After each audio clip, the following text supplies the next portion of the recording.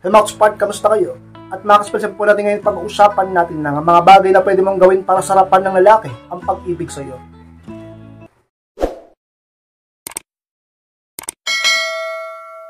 At kung handa na kayong lahat, ay masarap po tayo. At muli, be inspired!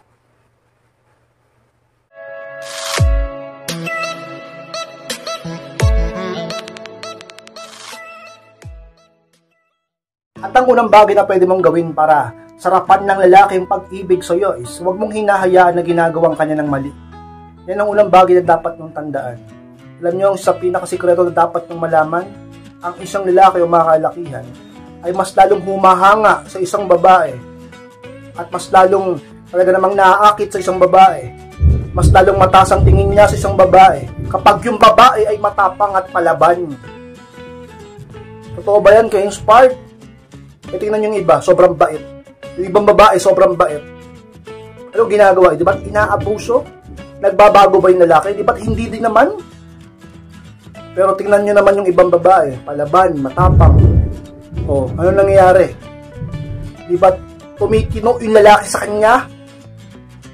Kapag ginawan siya ng mali, lumalayo siya, umiiwas siya, nag-no-contact siya, di siya naghahabol.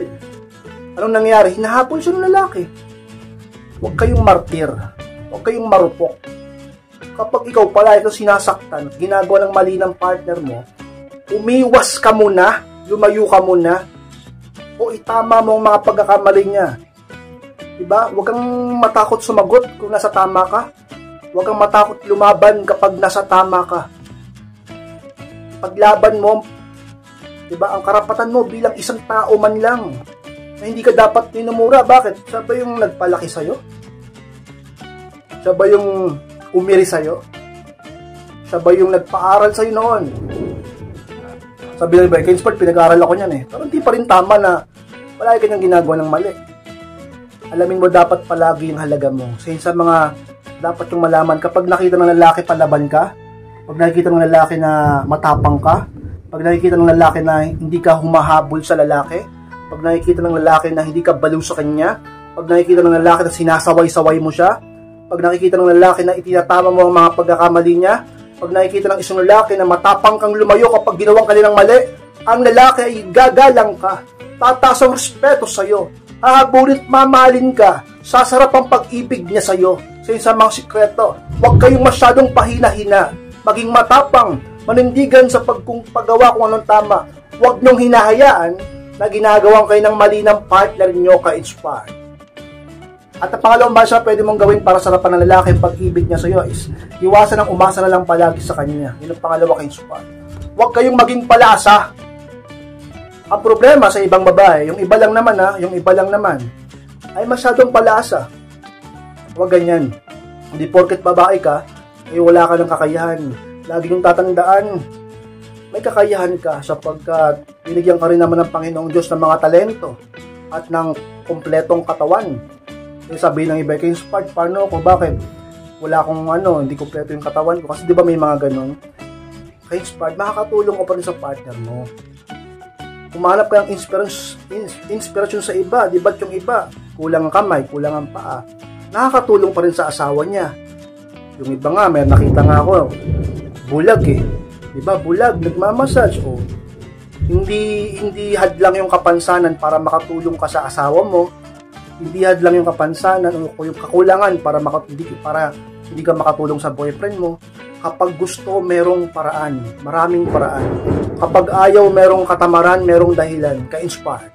Talaga naman, huwag kang maging palasa sa lalaki sapagkat kapag nakita ng isang lalaki na maaasahan ka, kapag nakita ng isang lalaki na may pakinabang ka, oo, kapag nakita ng isang lalaki na tinutulungan mo siya, nakakatulong ka, kapag nakita ng isang lalaki na may pagsusumikap ka, isa sa magiging daan upang ang isang lalaki ay sarapan niya ang pag-ibig sa iyo sapagkat sino bang lalaki ang hindi mas lalong iibig sa isang babae na mayroong pakinabang at nakakatulong upang mas lalo silang umunlad at magtagumpay. Ka-inspire. At ang pangatlong bagay na pwede mong gawin para sarapan ng isang lalaki pagmamahal sa iyo is maging masunurin at malandi sa inyong paglalabing. Yun ang pangatlo, ka-inspire. Ano yung ka-inspire sa aming paglalabing, sa aming loving, oo, dapat maging masunurin ka at maging malandi ka sa partner mo, sa asawa mo, sa inyong pag-iisa sa kama, di ba? Hindi yung naglalabing-labing ko yun, tigas ng ulo mo. Gusto mo kung ano lang. Tapos kulang ka pa sa lambing, kulang ka pa sa sweetness, kulang ka pa sa kalandian, sa pangaakit sa asawa mo. Di ba? Talong walang gana sa iyo yan. Alam nyo, mahalaga yan. Totoo lang. Kapag ang isang lalaki, kahit ikaw, ay hindi nag-e-enjoy sa inyong paglalabing, ay nakaka-apekto yan. Real talk lang, nakaka-apekto din yan sa inyong relasyon o pagkasama. Hindi ka nag-e-enjoy, or hindi siya nag-e-enjoy, or baka parehas kayong hindi nag-e-enjoy sa isa. Eh bakit ba hindi nag-e-enjoy ka-inspired? Hindi ba magaling? Hindi lang dahil doon, matigas ang ulo, ayaw makisama, kulang sa lambing, kulang sa landi, kulang sa ganito, gusto niya siya lang nakahilata, gusto niya ganito, ganyan, mas susunod pa yung babae, at iba pang mga dahilan ng dalawang magkapareha kung bakit hindi sila nagiging maligaya sa kama. Dapat yung pag-usapan, dapat kayo magkasundo, dapat ka ding maging masunurin, dapat ka ding maging malandi sa asawa mo upang siya ay maging maligaya sa inyong paglalabing, at dahil doon sigurado ako inspired. Mas sasarapan ng isang lalaki ang pagmamahal sa iyo, sa kama man o sa normal na buhay, sapagkat ang isang lalaki ay ganyan ka-inspired. Sa totoo lang, pansinin mo mabuti, kapag maligaya kayo ng asawa mo sa kama, sa personal, di ba, ang sweet sa'yo, mas lalo siyang inspired na magtrabaho kaysa pag di kayo masaya, mainit ang ulo niya, inaaway ka pa. Dapat mong tandaan, dapat mong gawin upang isang lalaki maging masarap ang pag-ibig sa iyo, ka-inspired. At ang pang-apat na pwede mong gawin ka-inspired para sarapan ng lalaki ang pag-ibig sa iyo is maging happy kausap at kasama. Yan ang pang-apat ka-inspired. Kung magiging masaya kang kausap o kasama, ang sigurado ang partner may mas lalo mag-i-enjoy at magiging maligaya sa iyo dahil doon sa sarapan niyang pag-ibig sa iyo, dahil magiging malambing yan sa iyo at magiging mapagbiro din tulad mo.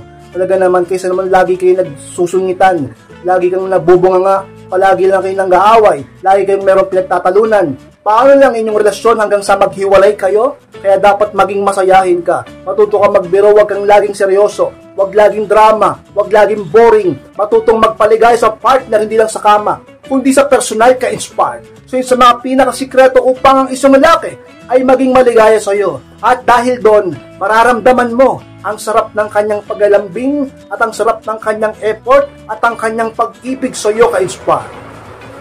Salamat umulan. At ang palimang bagay na pwede mong gawin para sarapan ng isang lalaki ang pag-ibig o pagmamahal sa iyo is matuto kang makinig at sumunod sa kanya. Yan ang palimang pinakahuli ka-inspired.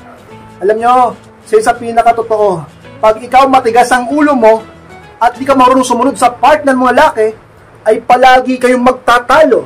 At paano niya sasarapan ang pag-ibig niya sa iyo pag ganon? At paano kayo magiging maligaya at matibay pagka ganon? Kaya bilang isang babae, magpasakop ka sa asawa mo at talaga namang sumunod ka sa kanya, makinig ka sa kanya. Sa pinaka talagang regalo mo at respeto mo sa asawa mo, sa partner mo, upang mas lalo kayo maging okay at maramdaman mo palagi ang sarap ng isang relasyon sa kanya. Ka-inspired! Lagi mong tandaan yan bilang isang babae. At utos din yan ng Panginoon Diyos, ka-inspired. Magpasakop ka sa isang lalaki, sa asawa mo, sa partner mo, upang maging okay kayo. At sasarapan niya lalo ang pagmamahal sa iyo. Mararamdaman mo yon, magiging maligaya kayo at matagumpay ka-inspired.